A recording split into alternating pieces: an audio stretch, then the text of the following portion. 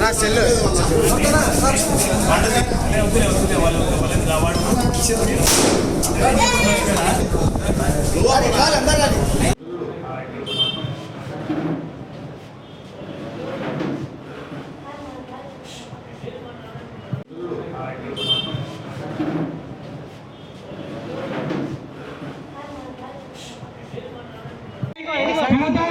అందరు గట్టిగా అభినందించాల్సిన కోరుతున్నాం.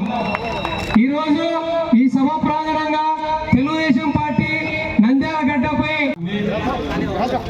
రాజగోపాల్ రెడ్డి భార్య లలితమ్మ అక్కడ కౌన్సిలరు అందరి సహకారాలతో అవి భారీ మెజార్టీ కాబట్టి తప్పకుండా దివాకర్ అన్న గారు, గంగాధర్ గారు, సురేష్ కుమార్ గారు, ఆంజనేయ ప్రసాద్ గారు,